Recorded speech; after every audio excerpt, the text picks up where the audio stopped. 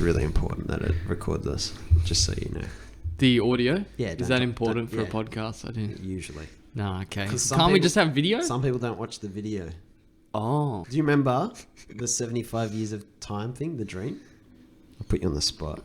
75 years of time. I love watching you squirm. Okay, well, if it's Alan Watts. It's Alan Watts, do you remember it? Is that the one where you live out your... No, that's a different one. Yeah, okay. Yes! You live out... I'll let you explain it. So what that is, that's a lesson in. If you listen to the podcast and you can't remember all the lessons, Luke's here every episode. Send me an email. I can't remember everything. But it's like, it's not easy. You know, you got to keep going over... I think you always got to keep going over the lessons that are most important to you. Anyway, so context is we're doing the Myth of Failure series. I think this is episode 8 or 9. I've lost count. And we talked about a whole bunch of stuff. Sorry, Joe. Because I just know it's going to bleed the audio so much. Yeah. Dickhead thing. Technology. Anyway, apologies. Oh, bloody hell.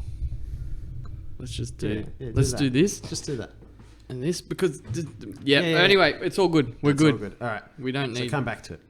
Myth of Failure. We're doing the Myth of Failure. And this one's 75 years of time. Alan Watts is like... Imagine you could go to bed at night and dream your whole life, 75 years, right? And you could plan the whole thing. So you control everything that happens.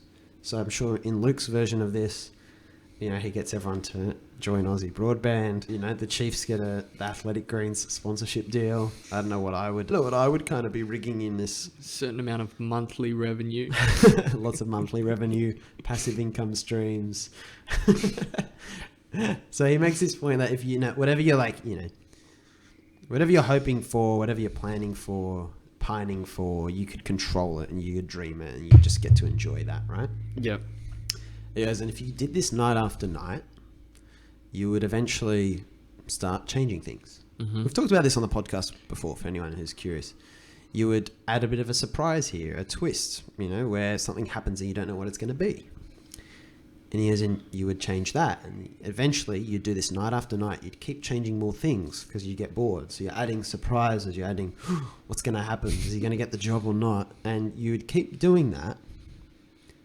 And night after night until you're living exactly the life you're living now.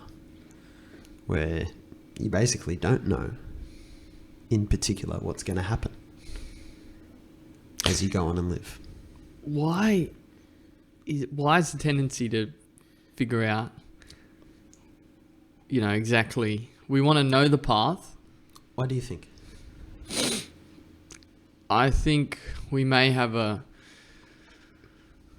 we want to be certain to a certain degree. Yeah. Like we just want to feel that sense of this is where I'm going and I feel comfortable in that. Yep. But as soon as you are comfortable, you want something to be different. Yeah. You feel less. Now, let me put it to you this way. You feel that way in what we call regular life context. Right?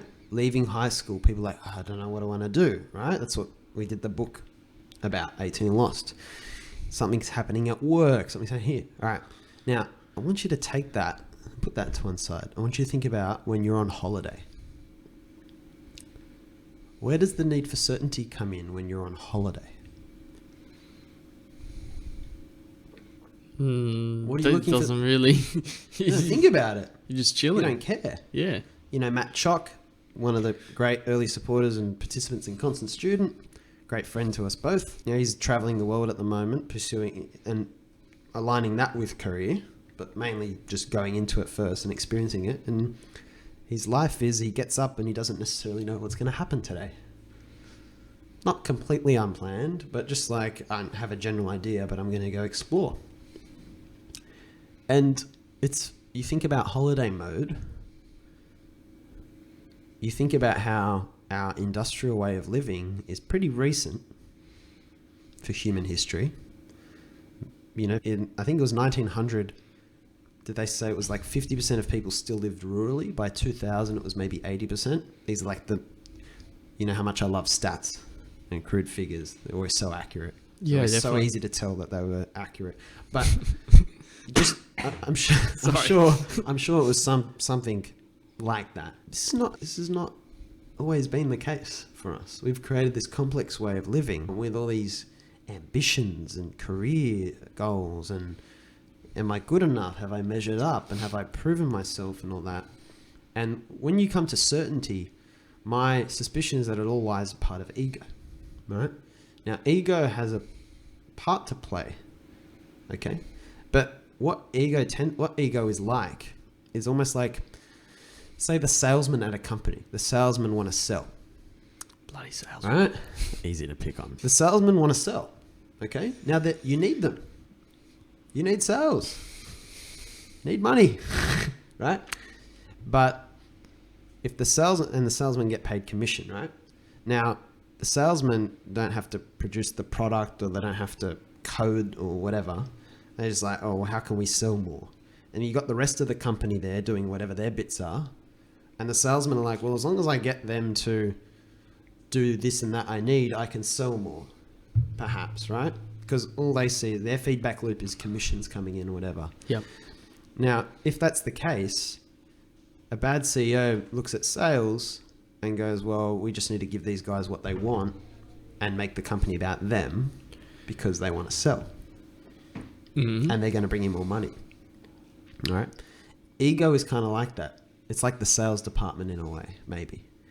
That it has its role, but if you give it too much power, it will hijack the company. And the right salesmen don't sell that way, as you know, which you are. Constantly evolving. Constantly evolving. And trying to figure But often that's the road to where things get corrupted pretty easily. So you go, where does it come from? It's when ego I call it ego hijack. When ego becomes not just this one department within you, a necessary department for the whole human thing to go on, ego like kind of takes control, and it's like everything else is just pandering to what sales wants. And if you're a salesman, like a narrow-minded salesman, you want to control the outcome of getting the sale as much as possible. Therefore, you start to seek certainty.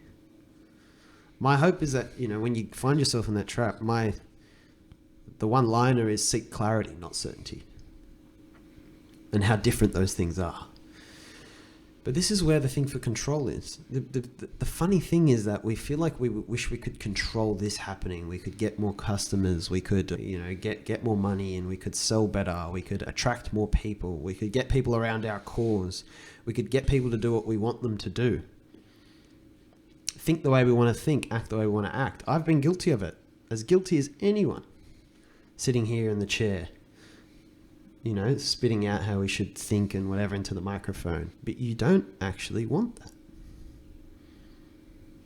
You don't actually want that. If you could control it and you actually experience what that would mean, you wouldn't want it once you saw.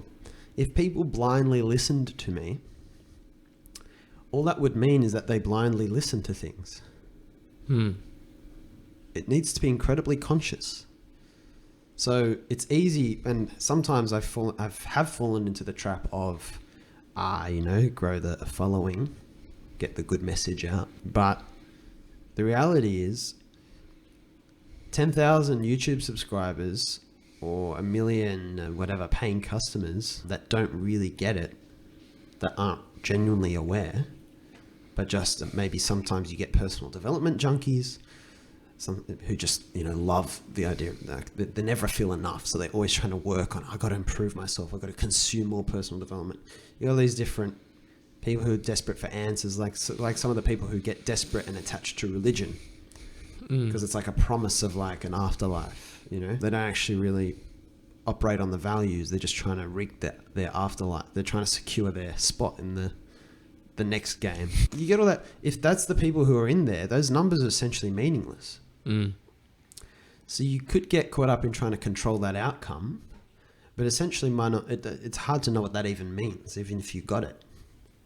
Half the things we say we want, half the things we're convinced, half the things that are just the only target looming in our vision.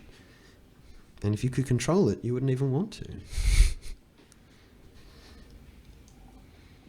Why would you I don't know. Yeah. Why would you want to control it? And it's like the metaphor is when you watch a film, you don't want to know the ending, but you do want to know the ending. Yeah. You want to find out, but you don't want to be told. And my mother cops a lot of stick in my household because she's famous for spoiling things, and we don't want it spoiled. No. So what you want is not actually the ending. You want the journey. Mm-hmm. That's what reading a good book or watching a good film or listening to a good story is. If you watched comedy only for the punchline, you wouldn't laugh. The punchline is nothing without the setup, without the plan, without the expression in the voice and the thing. And that is the metaphor.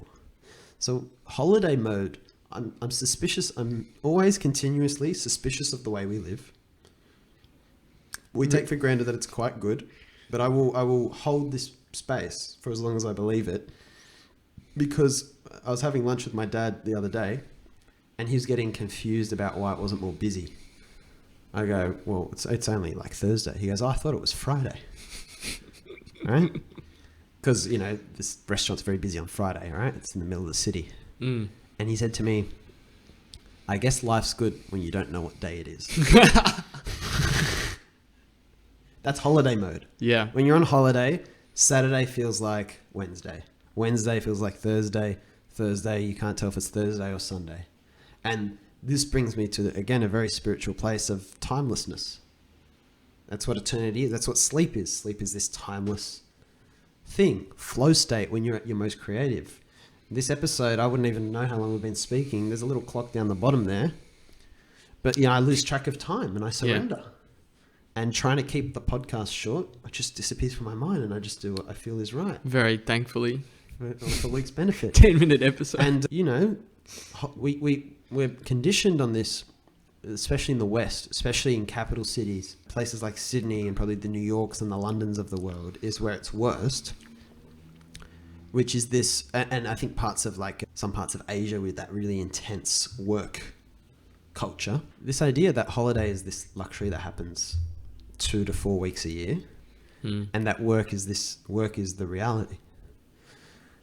But really, the question to ask is what sort of work and what sort of working lifestyle actually still feels like holiday mode?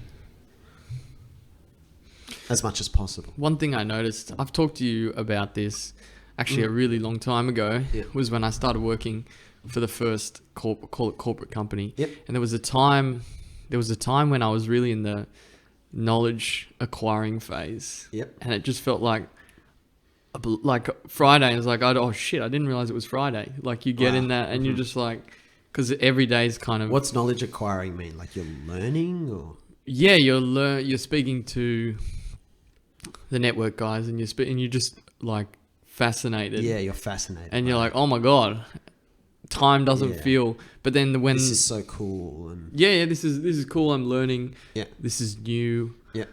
I'm genuinely interested, it seems, in acquiring this knowledge. But Luke, you can't tell people that they can have satisfaction in 9 to 5 job and corporate. Sorry, just over broke. No, you can't be happy in the corporate world, Luke. You can't. That's no. Stop thinking. All right. Stop thinking 20th century. I'm a robot. Stop spreading false messages. Sorry, guys. You must quit and sell courses and monetize your passion. Why would you be happy doing that when you can just monetize your passion, mate? Come on, mate. I don't even know how to respond to that. Pull your head out of your ass. But then there's a counter to that, which Tell me you can't oversimplify life.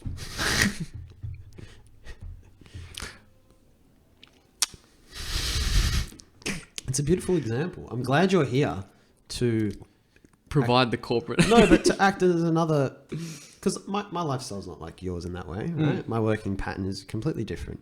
What makes me happy day to day is different to what makes you happy. There's the overlap of this stuff. Yes. But you read me that Nassim Taleb passage last night of how he spends his days. That's exactly how I spend my days. Yeah. And that's when I'm happiest. And yours is a bit different. I will add the counter to that, which is when work's been the quote unquote worst, is when you're looking at the clock. Yeah. Is when you're like, oh fuck, it's Tuesday. Yeah. That's when I know I'm in serious trouble. Well, you know the scene in the book because of Fridays. Yeah. Because you inspired this when you said, like, everyone keeps saying Happy Friday at your old workplace or whatever. And Everyone always, everywhere, says Happy it's Friday. True, it's true. So that's a joke in the book where the whole week is just a countdown to Friday. Yep. And then on Friday they have a countdown in the main hall till at 5 p.m. and the clock's ticking and there's champagne and Happy Friday! and then they count 10, 3, 2, 1, Happy Friday! And then they all race out and then they're all upset because Friday's going to be over soon and Saturday is meant to be good, but it just means that Sunday's tomorrow. And the only problem with why Sunday's so bad is because it means Monday is the next day. So really, Friday at 5 p.m. is the only happy point of the week. It's just like this one. The whole week is just this one orgasm, and that's really it. So it is. It's very interesting thinking about because we've talked about you can have bad days, right? And yes. you can have Everyone's allowed you can have bad days, yeah. but when the consistent theme is the sense that, oh shit, I got an extra 4 hours. Steve Jobs was like, I look at myself in the mirror every day asking, would I do this today if it was my last day of life? And he goes, when the answer was no too many days in a row, yep, I knew I had to make a change. I remember so many times when I've heard or thought about that thinking, I'm in that right now, thinking, oh, but I can't make a change. I'm supposed to be enjoying this. Yeah. And it's just funny what we'll place conditions on, what we'll place expectations on. Yeah, you're allowed to have bad days. In saying that, the thing from the last episode, the Chinese farmer thing applies, and that circumstances, to an extent. And I think you're kind of like a tightrope. Like if I flick a tightrope, it'll wiggle for a bit, but then it will come back to its position. And I think that's life. You're not a rock. You were given emotions, feeling, and turbulent situations for a reason. But yeah, there's an anti-fragile and a fragile way to do it, which is, I think, the next episode, get into that. But it's this powerful idea. When I say control, I want to be careful. It doesn't mean like walk around with your eyes closed and just let whatever happen to you happen. I just feel like there's a sweet spot in the middle, which is intentional. Like even if you sit on the couch too much, most of us start to fatigue. Yeah.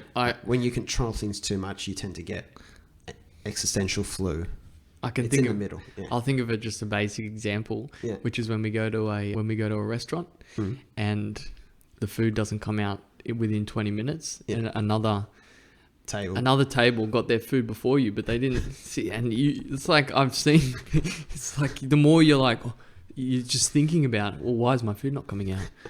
Do you know what I mean? That to me feels like the element of control. Whereas you can just kind of sit back and try and enjoy the whole point of the dinner, which is to have the conversation and let that sums. I don't know. You don't want to check with the waiter too soon.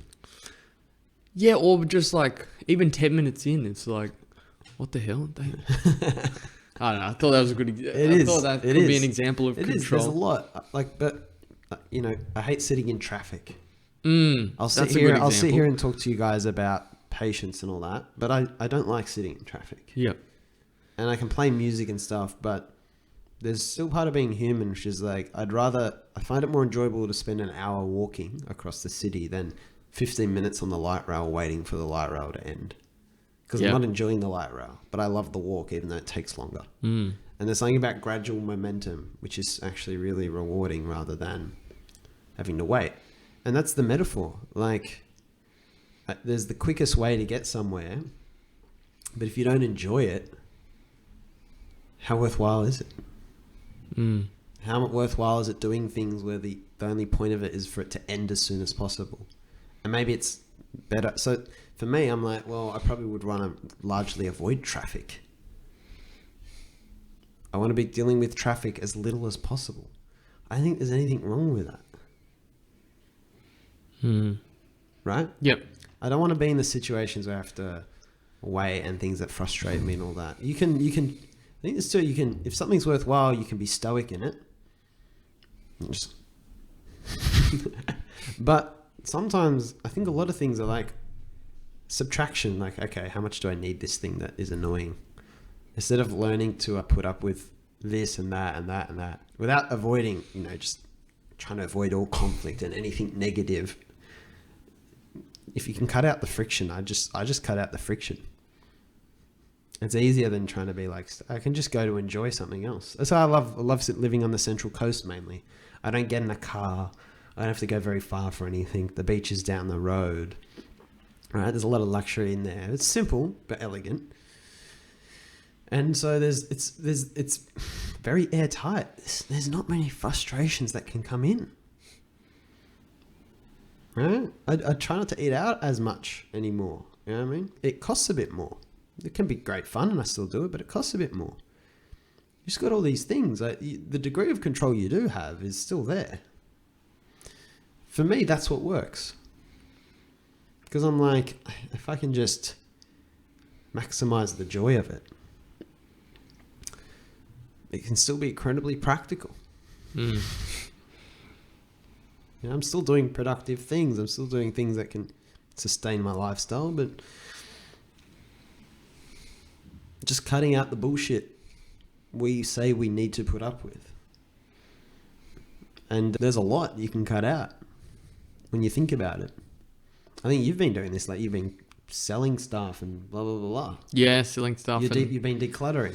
Well, I went through in terms of money, investing and stuff like that, very particular about the certain amount you want to invest and this is what you need to have aside, etc. But then when something happens unexpectedly in life, you're too much in that mindset and you want to control the shares and stuff like that. And when really it's just causing you more emotional stress than just like selling a little bit and dealing with, when a money thing comes in. It's not essential. No, it's like there's bonus. My computer, there's numbers on there. It's like... Yeah, exactly. Yeah. This is the thing. We find ourselves wading into games that actually will end up in attachment. But there's a middle ground, right? There is a middle ground. I'm deviated from that and stop seeing the point, which is like, that thing is meant to create me financial freedom and peace. Yeah. And ultimately peace. And which it definitely can. Yeah. But in this I've failed. On very specific conditions. In this very particular moment, the thing that's going to create more peace of mind is just sorting the thing out. That's what. Well said. And I talk to you, because you get a version of existential flu. Yeah. And I'm like, what's going on? It's like, just fucking sort it out. Yeah. Like the less you have, the less it's like carrying liability.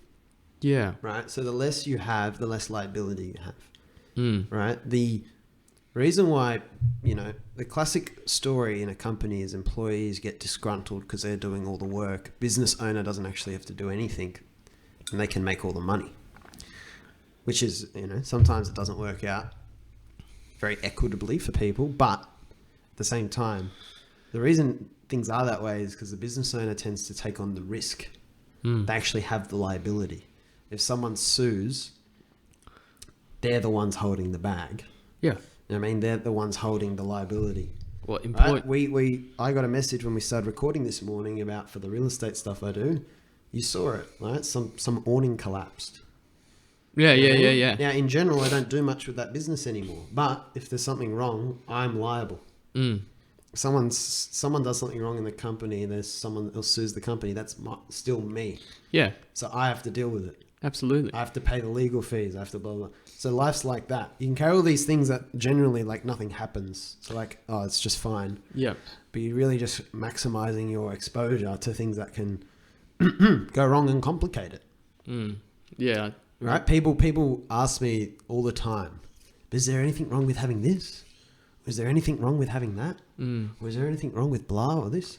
I go, yeah, well, often not on the face of it. But the number one enemy, one of the biggest enemies is the complexity. Yeah. There's too many plates spinning. That creates existential flu. It takes away your... it's like having too many tabs open in your brain. You know what I mean? Like you got, this and I got that and I got that. decision fatigue. Whereas right now, my life fits inside a bag. Yeah. Because I come back and forth to Sydney. So my life fits in a bag. I've got a toiletry bag, laptop bag, and, like, whatever, I don't know, five jumpers because it's winter or it's spring, like 2 pairs of jeans and 2 pairs of shoes I mainly wear. Like, it fits in a bloody bag. It's a release. Well, it frees your mind to enjoy. But there's an element of that, I feel, comes into it with goals as well. It's like you've got all these goals and you're constantly analyzing your progress towards them. Yeah. And it absorbs your energy. Yeah. It's like a computer. You got RAM. You got limited RAM. Yep. And the more programs you're trying to run, too much, doesn't matter how great they all are, the computer's going to crash. Or it's not going to run efficiently. Right? It'll be more vulnerable to viruses and all that sort of stuff. And that's where we talk about existential flu. Yep. So people get attached to these things, but they're going on this existential flu merry-go-round. You start the same cycle but don't recognize it. You just end up back there. And where it starts to end up is one of the stops you go past on your way to existential flu is that wanting to control. When you say, when I feel that again, I'm like, oh shit, stop this train right now and get off. It's just like the drop everything for a sec. When I try and control my income, right? You're like, yes. I need to be earning X amount of dollars. That puts me in a very contracted mindset, right? And actually takes you, for example, you're in a job. Yeah. Thinking about that takes you away from doing what you actually have to do to get you better at what you have to do, because you're thinking about what do I have to do? Who do I have to? Then you start getting into very transactional thinking. You get transactional, you get shallow, tactical. Yeah. You get into that and you don't think deep, long term, without the box, first principles, all that stuff. So yeah, it's interesting. That's the irony of control. And to wrap that episode up, even if you could control things, you wouldn't necessarily want to, because the ideal experience is of a journey. And it's easy to erect this rebuttal around money. But, there's just no way the point of life is to survive it. I mean, money is blood. I'm not excited or passionate about my blood. My blood's just, it's like fuel in the car. The point of driving is not to have an endless supply of fuel for the car. Yeah. The fuel is just to power the car. You should not be thinking about the fuel. Just be conscious of where the gas stations are. That's it. The tagline I'm thinking of is someone clipping this and being like, two private school educated boys talking about how they're not attached to money. Yeah, but we have been attached to money. Oh, me massively, yeah. And I wrote that little story that's published now around, the billionaire tells everyone, don't worry about money. They go, what do you know? You're a billionaire. The accidental millionaire comes forward, goes, I didn't make the mistakes he made. I wasn't trying to make money, but I just made it by accident doing what I love. And people just paid me for it. And they go, what do you know? Like, everything works out for you. And then they go, the two young independent people go, well, that's probably us. Like we're just doing enough to like get by. We're not swimming in cash like those two. But we're like, it's good just to not put it out the back. And it never serves us. Always leads us off track. You go, what do you know? You're not supporting a family. You don't know what it's like. Yeah, that's what I mean. And then the poor person comes from rural, whatever, Nepal or India or somewhere like that, the penniless, and they go, look, I need more, material, education, housing, shelter for my family and all that. But I found that trying to get more took me away from my family, and that's just not a price I'm willing to pay. So, I already have so much. So guys, you don't need money. And the angry mob goes, what do you know? You're poor. You've never had money. You don't know what it's like. So you're accustomed to it. Long story short, there will forever be a justification. Don't try to weasel out of every objection, because objections don't come from logic and reality. They come from insecurity. They come from people defending their attachments. Well, that's what you will do. It's true. Oh, well, I know my experience. I know mine too. That's it. That's all I know. No, I'm just kidding. No, I know, but I'm having it out because it's a fair point. Yeah. But unfortunately with this, reality doesn't leave you anywhere to hide with attachment. Actual reality, when it stares you in the face, does not leave you any attachment. I get so confused by that term, to be honest. Oh, good. It's one to stick with. Yeah. Because once people understand deeply the concept of attachment and its many forms, it's a very helpful lens through which to look at the world. And you'll probably get annoyed because I send you something. I go, this person says they love what they do. And you'll be, you read it and go, oh, yeah. And I go, but they don't. They're attached. You can tell, blah, blah, blah. And I'm just like... The attachment police. What does this attachment even mean? Do you know what it means? Do you think you have a grasp? It's almost like what we're talking about in terms of the control. Yeah, it is. Yeah. It's like the attachment I have to shares or to those sorts of things. Easiest image, the stereotypical needy girlfriend or the needy wife. Yeah, I need you for paranoid. Are you cheating on me? You know, like, don't go, don't be away from me. I'll miss you so much. Text me every 5 seconds and blah, blah. He can't cheat on me. He's perfect. You know what I mean? Heavy attachment is total blindness, disguised as something like love or happiness. But it's the furthest thing from it. Hard to... It sits next to it, but it's the furthest thing from it. Yeah. It's when you're in that sort of... Because your emotions compel you to act, right? Yeah, yeah. So it's almost like... Yeah. They're almost false emotions in a way, as the Buddhists would say. Feelings that don't really serve you. They're misguided. They've been confused. Astro the dog. And attachment's just the root of all evil, really. People will defend their attachments, though, because they'll be holding them so closely. That's why you don't logic them out of it. But if you show people love who are attached, then they'll release it. Because then they'll have the real thing. They'll lose the need for the attachment. Because it's really about filling the hole inside. And that's why it's really all about love. So, better than lecturing people on controlling things is actually show them love. That'll be superior. Yeah, it's funny, even at work sometimes, if something's not happening quick enough, I know you probably want to wrap it up. No, that's right. One last example, something's not happening quick enough, right? There's a week lead time. You want it to happen sooner. Yeah.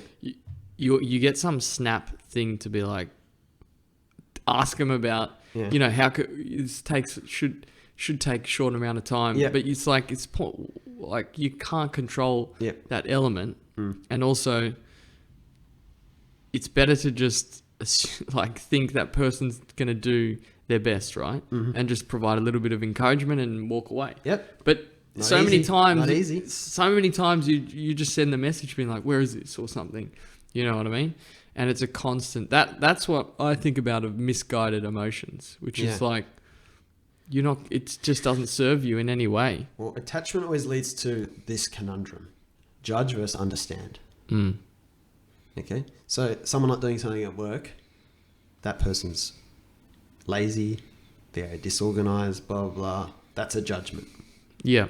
Right? Yep. Understand is, and because you're trying to move on.